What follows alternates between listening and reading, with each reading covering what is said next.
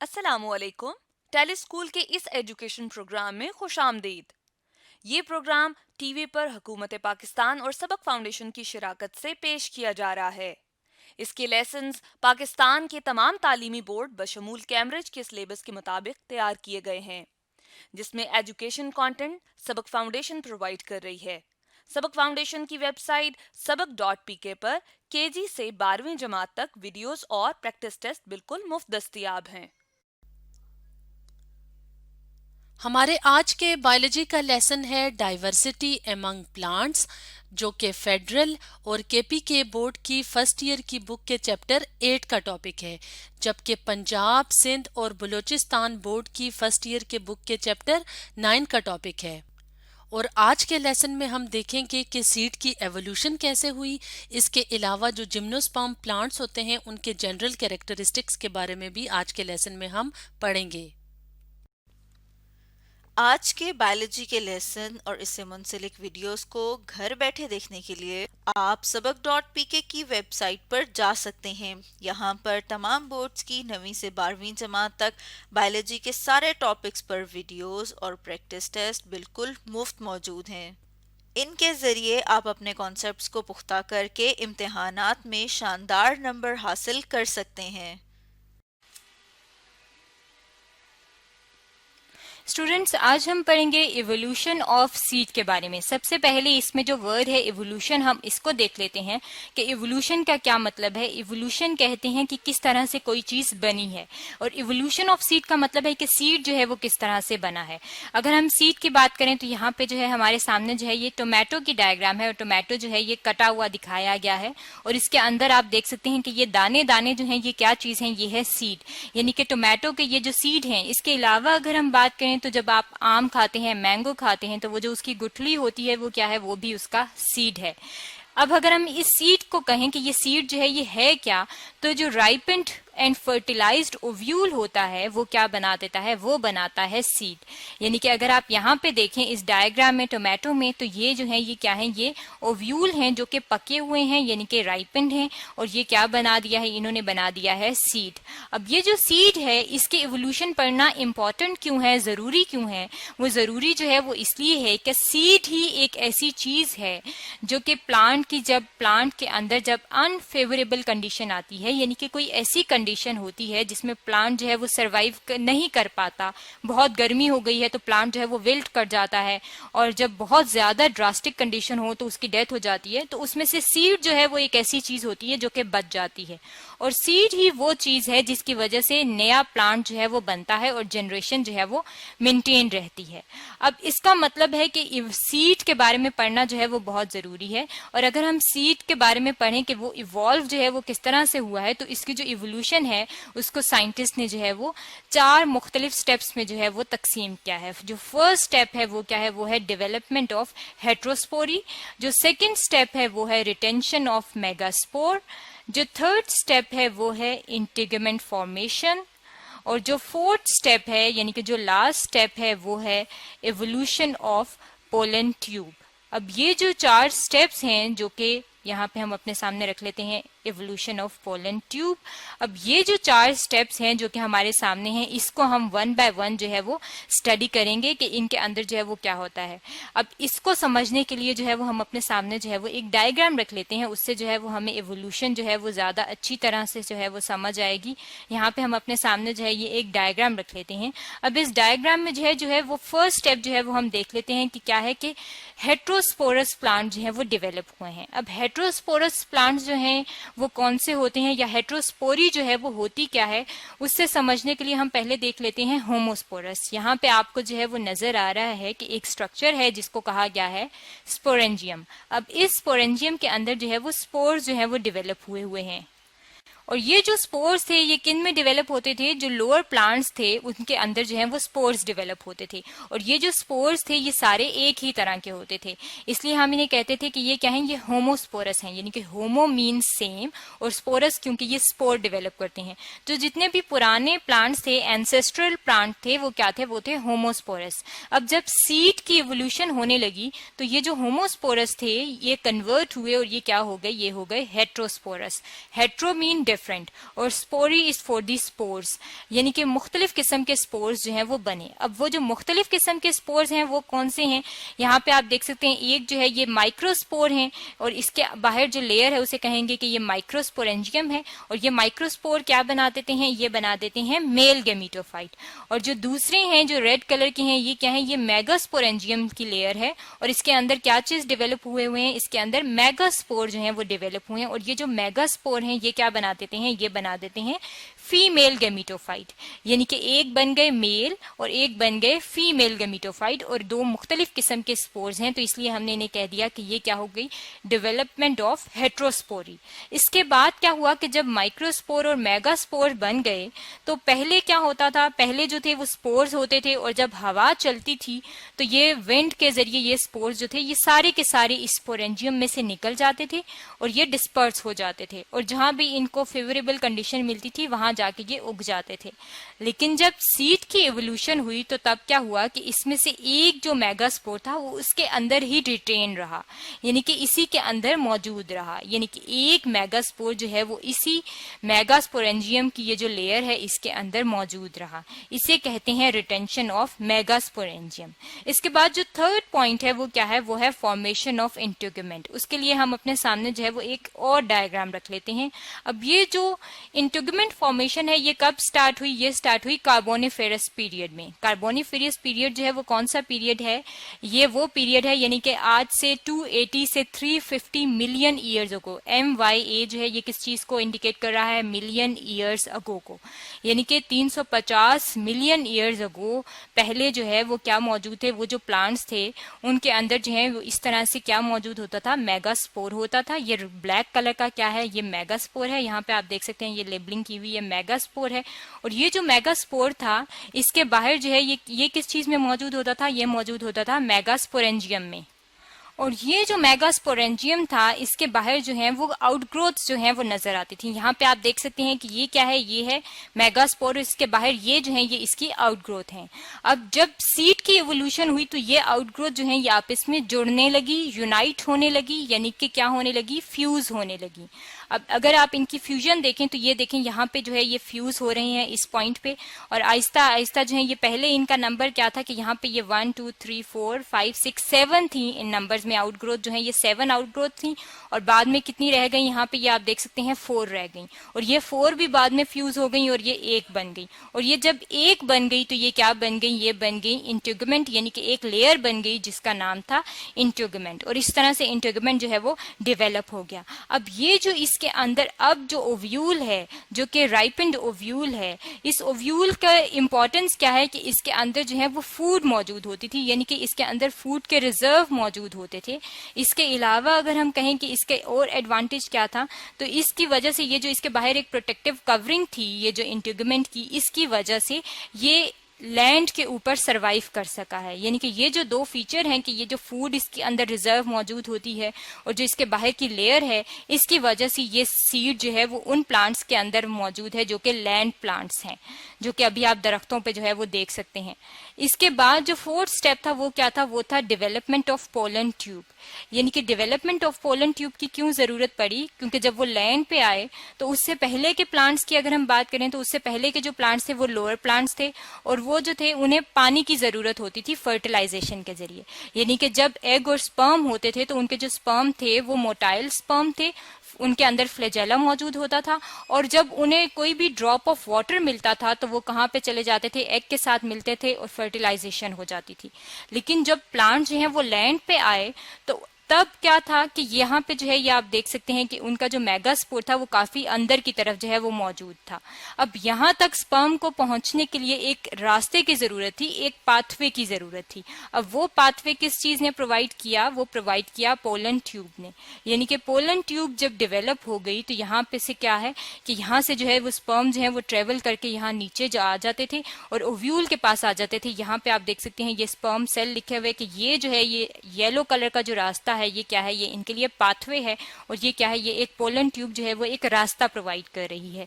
और इस तरह से क्या हो गया कि जब ओव्यूल जो थे राइपेंड हो जाते थे तो उसके बाद उनकी इस तरह से फर्टिलाइजेशन हो जाती थी और वो क्या बना देते थे, सीड बना देते थे। यानी कि हमने जब उसकी डेफिनेशन ही पढ़ी थी सीड की, तो हमने क्या कहा था कि सीड क्या है, राइपेंड एंड फर्टिलाइज्ड ओव्यूल जो है उनको कहा जाता है सीड। इस तरह से सीड की जो है वो इवोल्यूशन हुई, यानी कि सीड जो है वो इस तरह से डेवलप हुआ।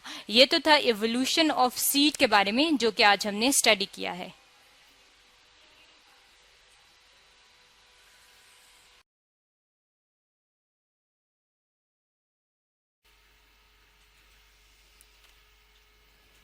स्टूडेंट्स, आज हम पढ़ेंगे सीड बेयरिंग वेस्कुलर प्लांट्स के बारे में। सबसे पहले हम देख लेते हैं कि वेस्कुलर प्लांट्स जो हैं वो कौन से होते हैं। वेस्कुलर प्लांट्स जो हैं वो प्लांट्स होते हैं जिनके अंदर जो है वेल डेवलप्ड टिश्यूज होते हैं जो कि वाटर को ट्रांसलोकेट कर सकते हैं, यानी कि वाटर को जो है वो एक जगह से दूसरी जगह पहुंचा सकते हैं। अब अगर हम इसी में वो वर्ड सीड की बात करें कि सीड जो है वो क्या है, तो जो राइपेंड ओव्यूल होता है उसे कहा जाता है सीड। अब सीड बेयरिंग वेस्कुलर प्लांट जो है वो कौन से होते हैं, यहाँ पे अगर हम अपने सामने जो है इस डायग्राम की तरफ देखें तो इस डायग्राम में जो है ये हमें कौन नजर आ रही है और ये प्लांट कौन सा है, ये पाइन ट्री है। अब ये जो पाइन ट्री है ये क्या है, ये एक सीड बेयरिंग वेस्कुलर प्लांट है। अगर आप डेली लाइफ में देखें, अगर किसी जंगल में या कहीं फॉरेस्ट पे चल रहे हों तो वहां पे आपको एक स्पेसिफिक खुशबू सी महसूस होगी, और वो खुशबू जो है वो किस चीज की होती है, वो पाइन ट्रीज की होती है। और वो पाइन ट्रीज क्या है, बेसिकली वो क्या है, वो है सीड बेयरिंग वेस्कुलर प्लांट्स। अब ये जो सीड बेयरिंग वेस्कुलर प्लांट्स हैं, इनकी अगर हम कैटेगरी की बात करें तो इनकी दो डिफरेंट टाइप हैं, और उन दो डिफरेंट टाइप को दो अलग अलग नेम दिए हैं। एक को कहा जाता है जिम्नोस्पर्म और जो दूसरे हैं उनको कहा जाता है एंजियोस्पर्म। सबसे पहले अगर हम बात कर लें जिम्नोस्पर्म की, कि जिम्नोस्पर्म जो है वो क्या है, जिम्नोस्पर्म जो है ये दो वर्ड से मिलकर बना हुआ है। पहला जो वर्ड है वो इसमें है जिम्नो। ये जो जिम्नो वर्ड है इसका मतलब है नेकेड, एंड जो सेकंड वर्ड है स्पर्म, इसके लिए जो टर्मिनोलॉजी यूज होती है वो है सीड। यानी कि जिम्नोस्पर्म जो है ये वो प्लांट्स होते हैं जिनके अंदर नेकेड सीड्स मौजूद होते हैं। और ये जो नेकेड सीड्स हैं ये किस चीज पे मौजूद होते हैं, ये मौजूद होते हैं इनके लीव्स के ऊपर, और इनके जो लीफ होते हैं उन्हें कहा जाता है स्पोरोफिल्स। यहाँ पे अगर आप अपने सामने ये जो डायग्राम है इसमें देखें तो ये जो है ये इसका सीड है, और ये किसके ऊपर मौजूद है, ये इसके लीव्स हैं जिनके ऊपर मौजूद है, और ये है स्पोरोफिल्स। अब ये जो स्पोरोफिल्स लीव हैं और इसके ऊपर ये जो सीड मौजूद है ये नेकेड सीड है, और ये किस कैटेगरी में आएगा, ये आएगा जिम्नोस्पर्म की कैटेगरी में। अब अगर हम दूसरी कैटेगरी की बात करें तो वो कौन सी है, वो है एंजियोस्पर्म। अब ये जो एंजियोस्पर्म प्लांट हैं ये कौन से हैं, जो फ्रूट वाले प्लांट्स हैं वो एंजियोस्पर्म प्लांट है। यानी कि अगर आप आम के दरख्त की बात करें तो आम का दरख्त क्या है, ये एक एंजियोस्पर्म प्लांट है। अब इनका फीचर जो है वो क्या होता है कि इनका जो सीड होता है वो फ्रूट के अंदर बंद होता है। यानी कि जब आप आम खाते हैं तो उसकी वो जो गुठली है वो क्या है, वो उसका सीड है, और वो सीड जो है वो किस चीज में बंद है, वो इसके फ्रूट में बंद है। अब जिम्नोस्पर्म की अगर हम दोबारा से बात करें कि जिम्नोस्पर्म जो है वो स्पाइन के अलावा किस तरह से फेमस हैं, तो एक ट्रीज की अगर हम लेंथ की बात करें तो जो वर्ल्ड का सबसे हाईएस्ट लेंथ वाला ट्री है जिसे कहा जाता है कोस्टल रेडवुड ट्री, वो कोस्टल रेडवुड ट्री जो है वो भी एक जिम्नोस्पर्म है, और इसकी हाइट जो है वो कितनी है, वो है 114 मीटर। यानी कि इसका मतलब है कि जो नेचर में प्लांट्स हैं जिम्नोस्पर्म और एंजियोस्पर्म, ये दोनों जो है नेचर में जो है वो कंट्रीब्यूट करते हैं। अब अगर हम जिम्नोस्पर्म के बारे में देख लें, सबसे पहले जो है वो हम जिम्नोस्पर्म के बारे में देख लेते हैं कि जिम्नोस्पर्म जो है उनकी बॉडी जो है वो किस तरह से होती है। इनकी अगर हम प्लांट बॉडी की बात करें तो इनके अंदर जो है वो रूट, स्टेम और लीफ मौजूद होते हैं, और ये जो रूट, स्टेम और लीफ हैं इसको हम कहते हैं कि ये क्या बनाते हैं, ये बनाते हैं इसका स्पोरोफाइट। यानी कि जो इसकी प्लांट बॉडी है वो है स्पोरोफाइट। अब ये जो प्लांट हैं ये वुडी प्लांट हैं, यानी कि इनकी जो स्टेम है वो हार्ड होती है। हार्ड होने की वजह से हम कहेंगे कि ये क्या है, ये वुडी प्लांट्स होते हैं। अगर हम इसके लीफ की बात करें तो लीफ जो होते हैं इसके ग्रीन कलर के होते हैं, और ग्रीन कलर के जो लीफ होते हैं वो डायमॉर्फिक होते हैं। डायमॉर्फिक का क्या मतलब है, डाय का मतलब है दो, और मॉर्फिक का मतलब है कि अपीयरेंस यानी कि इसकी जो अपीयरेंस है वो दिखने में जो है वो दो तरह के लगते हैं। अब दिखने में दो तरह के किस तरह के लगते हैं, यहाँ पे हमारे सामने जो है ये एक डायग्राम है। अब अगर हम इस डायग्राम में देखें तो यहाँ पे आपको ये नजर आ रही है स्टेम ब्राउन कलर की, इसको हम डार्क कर लेते हैं थोड़ा सा। ये जो ब्राउन कलर की स्टेम है इसके ऊपर जो है वो एक लीव्स मौजूद हैं, और ये जो लीव्स हैं इन्हें क्या कहा जाता है, इन्हें कहा जाता है स्केल लीव्स। इन स्केल लीव्स के अलावा यहाँ पे अगर आप ग्रीन कलर के लीव्स देखें, ये जो निडल लाइक लीव्स हैं इन्हें कहा जाता है फोलिएज लीव्स। और ये जो फोलिएज लीव्स होते हैं ये होते हैं एवरग्रीन, यानी कि ये जो फोलिएज लीव्स होंगे ये हमेशा आपको ग्रीन ही नजर आएंगे। ऐसा नहीं है कि सीजन आएगा और ये येलो हो जाएंगे और फिर गिर जाएंगे, बल्कि ये हमेशा ही ग्रीन रहते हैं। इसलिए हम इन्हें कहते हैं कि ये जो फोलिएज लीव्स हैं ये एवरग्रीन लीव्स हैं। और इनका एक और स्पेशल जो फीचर है वो क्या है कि इनके ऊपर जो है वो मौजूद होती है एक थिक लेयर, और उस थिक लेयर को हम कहते हैं क्यूटिकल। यानी कि ये जो ग्रीन कलर के निडल वाले लीव्स हैं इनके ऊपर जो है वो एक थिक लेयर मौजूद होती है, और वो किस चीज की होती है, वो होती है क्यूटिकल की। अब इन प्लांट्स की अगर हम रूट की बात करें तो इनकी जो रूट होती हैं वो बहुत ज्यादा वेल डेवलप होती हैं। इसीलिए अगर आपने देखा हो तो ये जो प्लांट्स होते हैं ये बहुत ज्यादा हाइटेड होते हैं और जमीन के अंदर इनकी रूट्स जारी होती हैं और काफी ज्यादा मजबूती से ये खड़े होते हैं। वो किस वजह से इतनी मजबूती से खड़े होते हैं कि उनकी जो रूट्स हैं वो बहुत ज्यादा परसिस्टेंट हैं और बहुत ज्यादा वेल डेवलप हैं। अब ये जो जिम्नोस्पर्म हैं इनकी 4 मुख्तलिफ क्लासेस हैं। ये 4 मुख्तलिफ क्लासेस जो हैं वो कौन कौन सी हैं ये हम देख लेते हैं। पहली जो इनकी क्लास है वो है कॉनिफर्स। कॉनिफर्स जो हैं उनके अंदर वो प्लांट्स आते हैं जिनके अंदर जो है वो कोन डेवलप होती है। जो सेकंड है वो क्या है, वो है जिंकू, और जो थर्ड है वो है साइकड्स, और फोर्थ जो है उन्हें कहा जाता है नीटोफाइट्स। ये